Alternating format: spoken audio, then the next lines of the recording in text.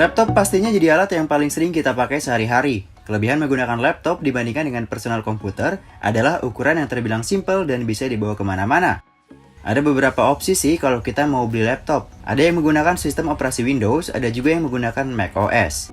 Kedua sistem inilah yang paling sering dipakai sama kebanyakan orang.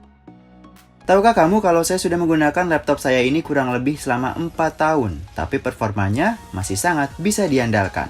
Halo, jumpa lagi di channel Khairul Arifin. Seperti biasa, kali ini saya akan bahas soal gadget-gadget yang sudah lawas tapi masih bisa dipergunakan dengan sangat baik di tahun 2019 ini. Ini adalah MacBook Pro Mid 2012 seri MD101 yang sudah saya pakai sejak tahun 2013 lalu. Ini adalah segmen baru yang saya beri nama segmen Gadget Trick. Seperti apa MacBook Pro MD101 keluaran tahun 2012 di tahun 2019 ini setelah saya upgrade? Let's check this out.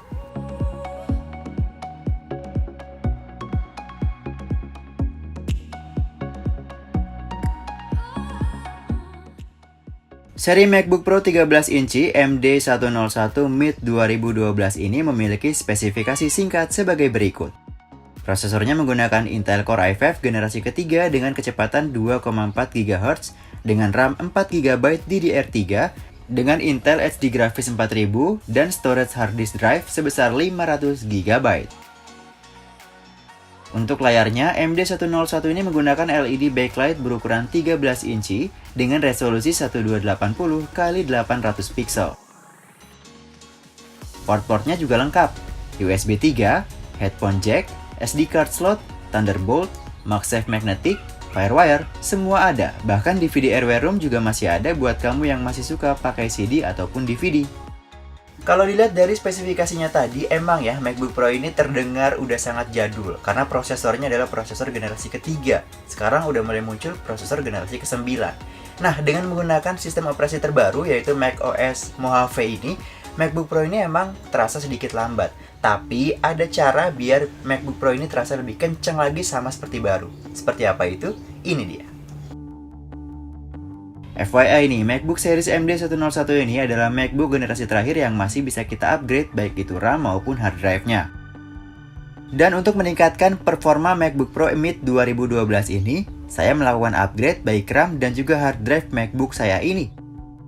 Kelebihan yang saya rasain setelah mengupgrade MacBook Pro saya ini adalah proses bootingnya jadi jauh lebih cepat dan juga proses membuka aplikasinya jadi jauh lebih cepat dan nyaman. Nggak ada lagi tuh nge-lag ataupun loading lama yang biasa terjadi ketika kamu menggunakan MacBook Pro keluaran lama. Nah, jadi trik mengganti HDD ke SSD ini adalah trik paling ampuh untuk mengupgrade kecepatan laptop kamu. Apalagi kalau kamu mengupgrade RAM kamu dari yang tadinya 4GB ke 8GB atau ke 16GB. Ini bikin performa MacBook Pro lama kamu menjadi jauh lebih baik dibandingkan dengan sebelumnya. Sebagai perbandingan, saya meminjam MacBook Pro milik teman saya yang masih perawan alias belum di-upgrade sama sekali. Untuk tesnya sendiri, saya menguji kecepatan booting dan membuka aplikasi. Silahkan kalian nilai sendiri ya bagaimana kecepatan dan juga responnya seperti apa.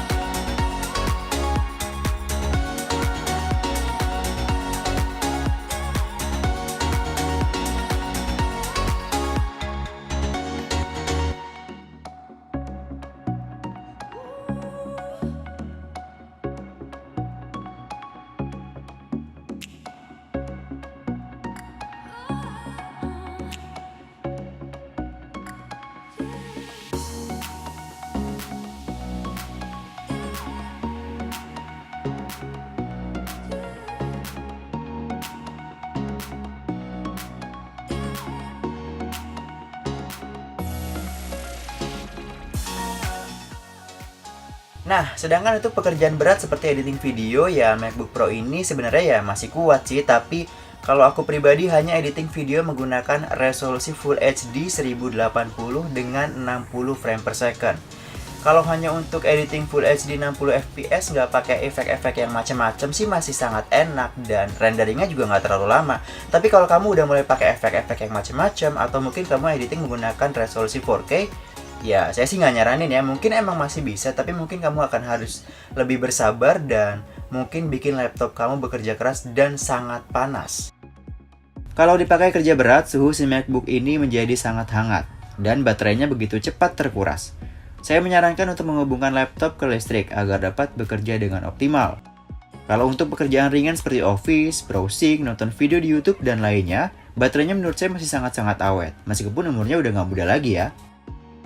Desainnya yang cantik dan keyboardnya yang enak buat dipakai menurut saya jadi kelebihan buat Mac lawas yang satu ini. Selain itu, trackpad MD101 ini juga enak banget. Gestur-gesturnya juga banyak dan benar-benar memudahkan penggunaan sehari-hari. Oke, itu dia tadi pengalaman saya menggunakan MacBook Pro MD101 keluaran tahun 2012 di tahun 2019 ini. So, menurut kamu gimana? Apakah MacBook Pro yang udah di-upgrade ini layak buat dipakai untuk beberapa tahun ke depan? Atau mungkin ya sekalian aja upgrade laptopnya ke yang terbaru? Silahkan tulis di kolom komentar yang ada di bawah. Dan juga jangan lupa untuk klik like dan juga subscribe channel aku ini ya. Terima kasih buat kamu yang udah nonton, semoga video ini bermanfaat. Arifin pamit, dah!